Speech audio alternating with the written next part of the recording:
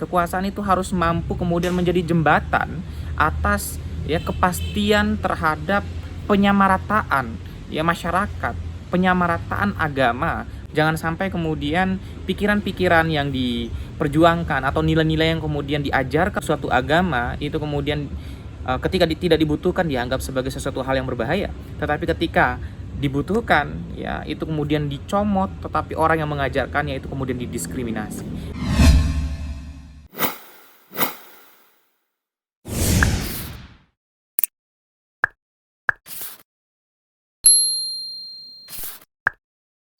Halo, Assalamualaikum warahmatullahi wabarakatuh. Kembali lagi bersama Yusril Iza Mahendra. Teman-teman semua, di konten kali ini kita akan membicarakan satu statement dari Ibu Sri Mulyani, Menteri Keuangan kita. Beliau menyatakan bahwa meminta keterlibatan dari ahli ekonomi Islam dalam pemulihan ekonomi Indonesia. Ini menjadi sesuatu hal yang menarik untuk kita bicarakan. Kenapa? Karena ini sama seperti pernyataan atau keinginan dari Ibu Sri Mulyani di beberapa waktu yang lalu, beberapa bulan yang lalu, yang juga pernah saya buat kontennya, yaitu ketika itu Bu Sri Mulyani menginginkan dana wakaf kemudian dipergunakan untuk pembangunan atau pembiayaan pembangunan infrastruktur.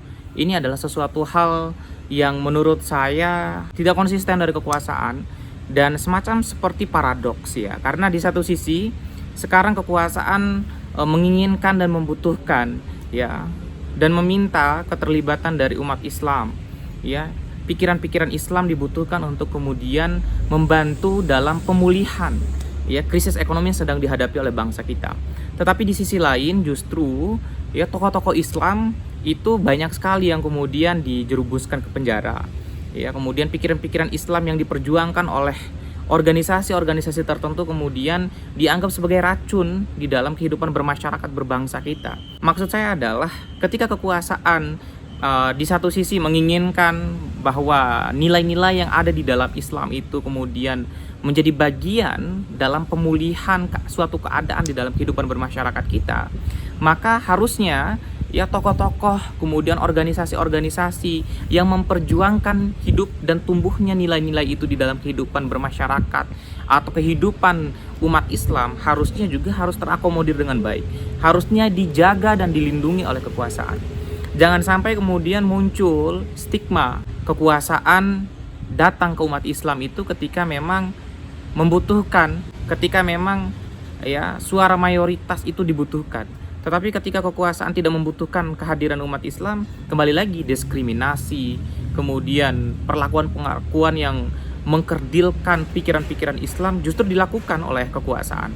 Nah, ini pikiran yang kemudian tumbuh dan hadir di tengah-tengah masyarakat bukan tanpa alasan, bukan tanpa sebab. Karena pikiran-pikiran itu terjadi karena memang ada semacam ketidakkonsistenan yang ditunjukkan oleh kekuasaan. Kekuasaan kemudian menampakkan adanya sebuah arogansi. Kekuasaan menampakkan sebuah ketidakinginan dan ketidakpedulian mereka terhadap Islam. Itu kan yang tampak karena memang banyak sekali tokoh agama, kemudian tokoh-tokoh intelektual Islam yang kemudian dianggap sebagai racun, akhirnya kemudian dipidanakan, dimasukkan bui, dipenjarakan, perlakukan tidak equal dalam proses penegakan hukum. Nah, ini harusnya kemudian disiasati oleh kekuasaan, dipahami oleh kekuasaan. Jangan sampai kekuasaan hanya kemudian menginginkan buah dari perjuangan orang-orang itu, tetapi kemudian orang-orang yang memperjuangkan itu, organisasi yang memastikan pikiran-pikiran itu terjaga dan tumbuh subur justru dianggap sebagai racun di dalam kehidupan bermasyarakat kita. Nah, ini harusnya juga diyakini, dipahami oleh kekuasaan. Karena kekuasaan itu selain harus menciptakan keadilan, menciptakan social justice di tengah-tengah masyarakat kita, menciptakan adanya kesetaraan di dalam proses penegakan hukum, kekuasaan juga itu harus masuk di dalam ruang-ruang perdebatan, ruang-ruang diskursus di tengah-tengah masyarakat.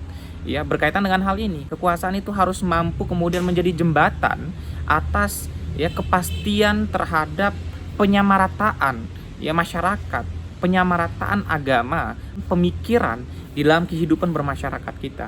Jangan sampai kemudian pikiran-pikiran yang diperjuangkan atau nilai-nilai yang kemudian diajarkan oleh suatu kelompok agama atau suatu agama itu kemudian ketika tidak dibutuhkan dianggap sebagai sesuatu hal yang berbahaya. Tetapi ketika dibutuhkan, ya itu kemudian dicomot, tetapi orang yang mengajarkannya itu kemudian didiskriminasi. Nah, ini harusnya kemudian dijadikan sebagai pembelajaran. Kekuasaan itu harus bercermin, ya. Ini kritik langsung kepada kekuasaan agar kemudian lebih berhati-hati ketika memang di satu sisi ingin atau menginginkan kemudian adanya kehadiran bersama setiap warga negara untuk memperjuangkan perbaikan ekonomi nasional atau memperbaiki kehidupan bermasyarakat Indonesia, maka kekuasaan juga tidak boleh tergesa-gesa untuk kemudian membuat suatu kelompok, suatu agama, suatu ajaran, suatu pemikiran tertentu itu langsung dibubarkan, ditiadakan, dihilangkan, atau kemudian dipangkas dan didiskriminasi. Nah, ini adalah suatu kritik langsung kepada kekuasaan.